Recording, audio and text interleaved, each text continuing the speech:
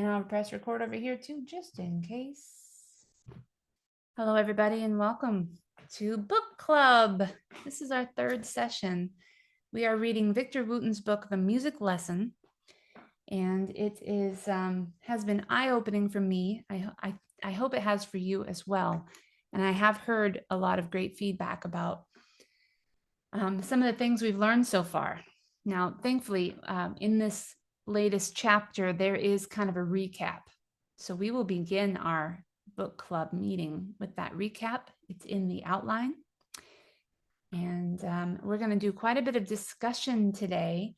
And especially since it's such a smaller group than we usually have, we'll be able to do more of that discussion as a full group. And then if we need to go into breakout rooms to have smaller chats, we can. The chapter this month was Measure 5, Emotion and Feel.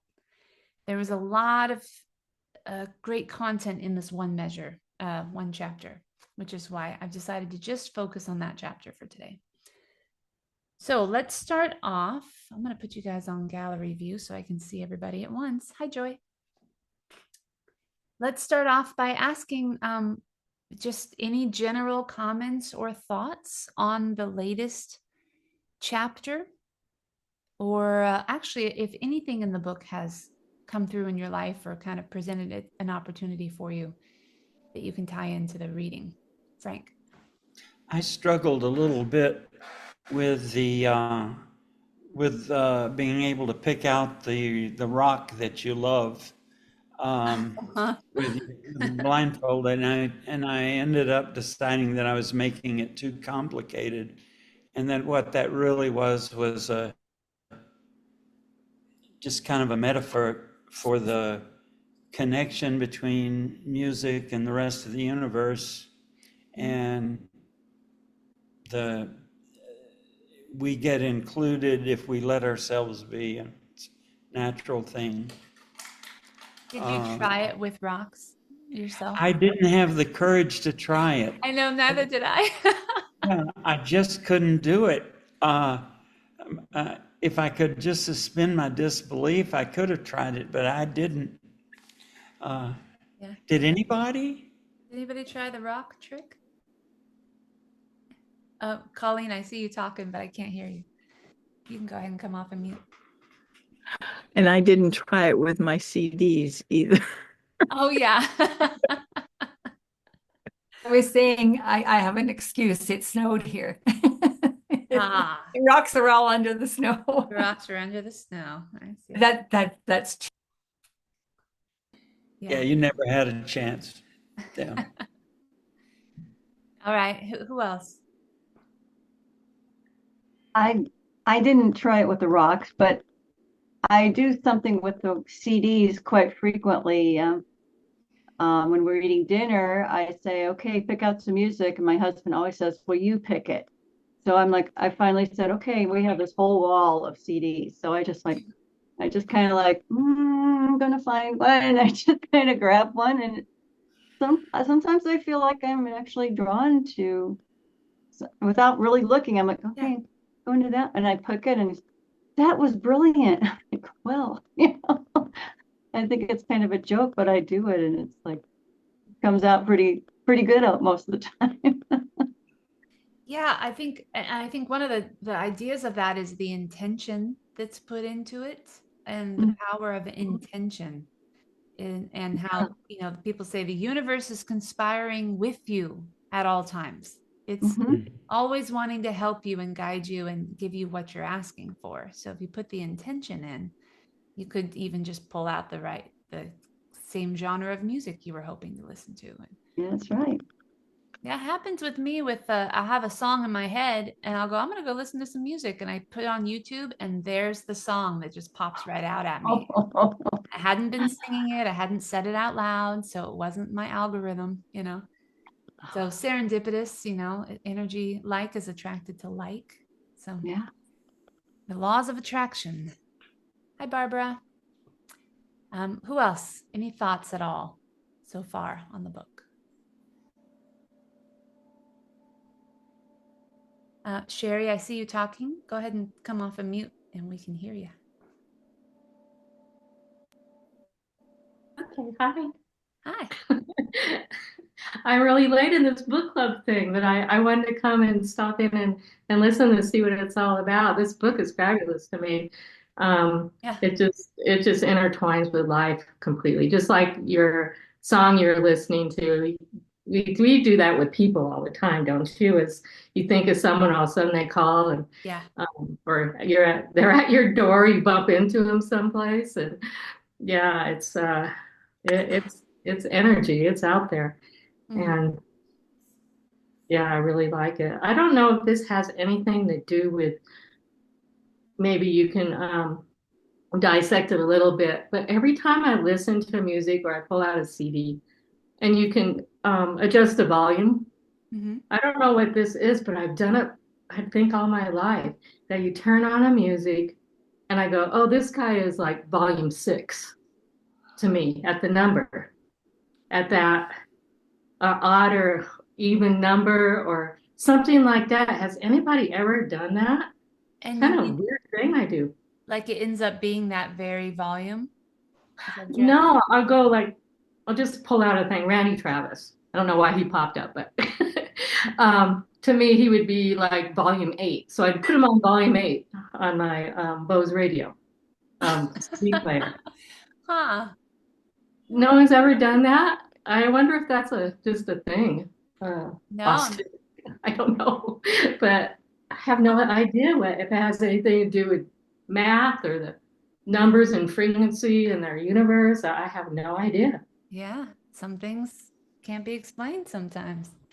Well, I sure can't explain it. It works. Yeah, it looks like there's a comment in the chat from Jennifer. I keep finding that this book reminds me of the book The Way of the Peaceful Warrior. Yeah. Oh, I have not read that book before, but I like the title. It's a great title. I wonder if Jennifer might like to talk about it a little bit. It sounds like a really cool book. Yeah, well, you're welcome to, Jennifer, or you could stay on mute and be anonymous as much as you want as well. Anyone's welcome. Yeah. Well, one thing that struck me in this latest chapter that was of interest was when he talked about the politicians and the preachers and the Yeah. power of emotion and how it can be used to incite a crowd or calm a crowd. So he was talking about different musicians and athletes that were so influential that the government would keep a file on them and keep an eye on them and actually invite them to come and quell a crowd, but then see them as potential enemy, because if you can quell the crowd, if you can bring down the emotion of the crowd, then you might be able to bring up the emotion of a crowd, and just the power of the charisma of somebody being able to emotionally connect with people.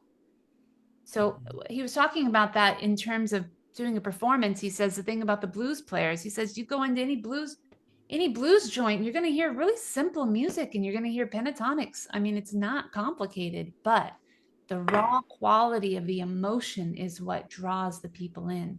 So he did say at one point that you can have a mediocre performance, but if you deliver it with a good, strong, true sense of self and emotion, people are going to be totally distracted away from all of the other elements that you're missing, and they're going to be drawn into the authenticity of the humanness of what you're offering or what you're playing. So that's something we can keep in mind when we move forward to do a performance or something. If you're doing something that tells a beautiful story, don't get hung up on the mistakes you're making. Make sure you really deliver that story. No matter if your hands make errors, just remember that doesn't mean perfect. Perfect could be that you just recited it just right to just touch on someone's heartstrings, Yeah. All right, let's go and check out our form here. I've got the outline ready to go, popping it right on up. I'll share it with you just so that you can read along with me if you like. All right, discussion topic number 1, review and emotion origin. Read the following excerpts and answer 2 questions in your small group. Have you applied any of the previous elements to your practice or life? And what do you think about the breakdown of the word emotion? So let me read these quotes. Of course, all the writing in red are quotes from the book. We have decided on 10 that we will explore, Michael replied, and we have looked at 3 of them already. Let's review them, shall we? 1, we have explored all 12 notes. You shouldn't be afraid of them anymore. Which I really like the way he says that. 2, through bluegrass music and tracking, you were able to find the worlds that live inside of each note. I love that. This could be put into a category called articulation. Back when I read this book 10 years ago, I didn't understand all that stuff. Now it's hitting me a lot different. And number 3, from making fire, we touched on the topic of technique. So remember he was saying when they were making the fire, one hand was more dominant than the other. And that's why he wasn't able to make a nice solid, rub on the stick.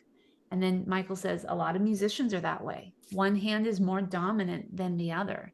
So one hand might keep going faster than the other hand, or that it can go faster. And so the one that's lagging behind really lags hard. And then there's a mismatch. So remember that when you're playing, you probably have a dominant hand. I mean, we all do, don't we? So here's the excerpt about emotion. Emotion is a powerful force, Michael stated. E meaning energy and motion meaning activity. So emotion can be looked at as energy in motion or active energy. If you play with the vowels, hidden meanings can be brought out in many words. Looked at another way, motion or mutone means the mother of all vibration. Now you can see the power in this word. Emotion is a key element in music and in life. I'm going to put you guys into a little small, let's just go into 2 different rooms, just so everyone feels like they can say their piece on this. But I just want to say before we go, that mu tone, or m as in mother. I had a friend who was Parisian, and he taught me, we were writing some songs together in French. And when I was supposed to pronounce the m, he kept saying, no, it's m, it's m. And he goes, it's like little French babies when they call for their mom. He says, they go, ma, ma, ma. He says, you got to put that into it. You got to, ma, like you want her you want her so bad. So when I read that m tone, I thought of that instance of like the baby crying for their mother and needing that comfort and serenity. And emotion and music can give that to us. All right. So you guys got the questions. Have you put any of these things into practice in your own personal life since we started this book? And also, what do you think about that energy in motion, or mutone, mother of all vibration? Let me do this here. Automatically assign. Let's do 3 breakout rooms. Create. And I think you're going to be asked to move into one. Open all rooms. There we go. Did you guys get a little notice? Okay, great.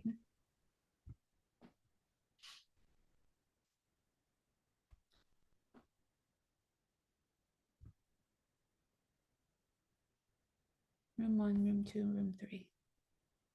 Barbara, did you get a room?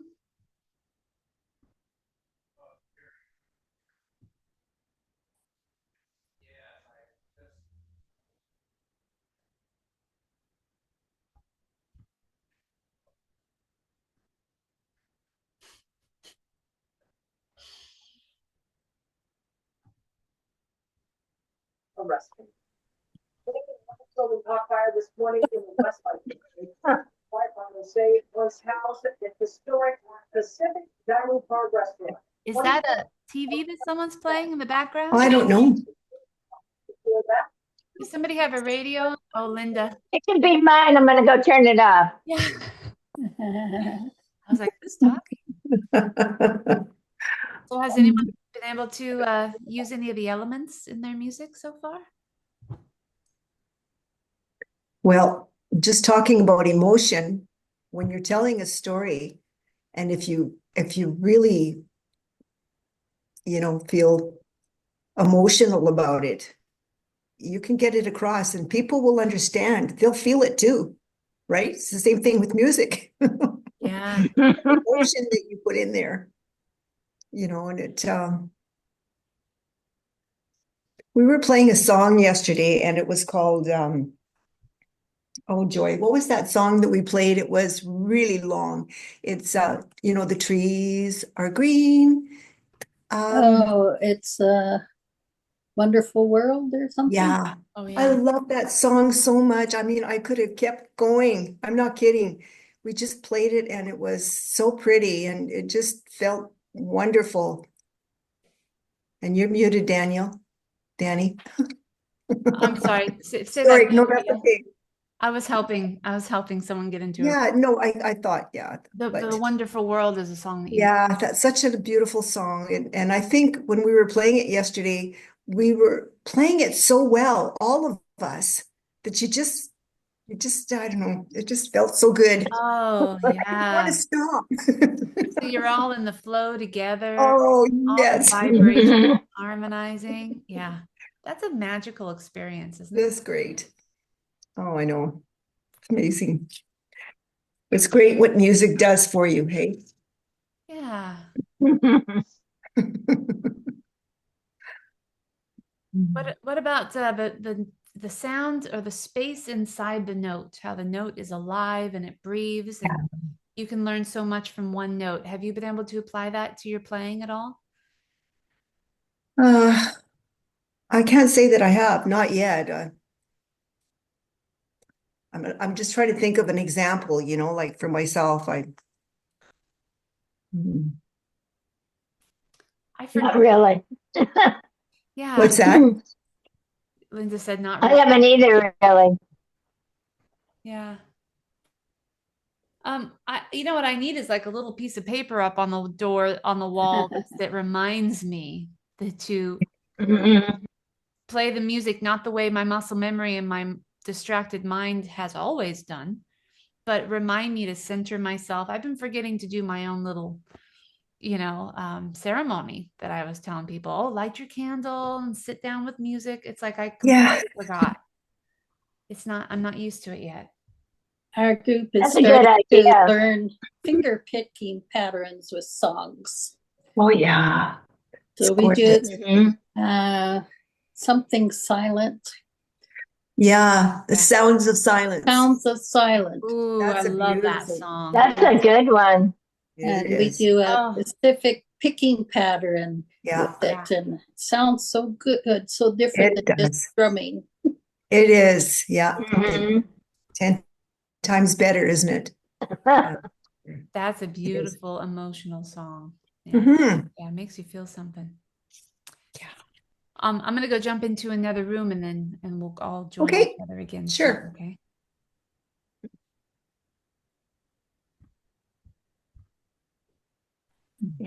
Sometimes I think that's why horn players are the best improvisers, because from the minute they start, they have to plan their moments of silence while they breathe. They're always thinking about punctuating each phrase with a breath. Right.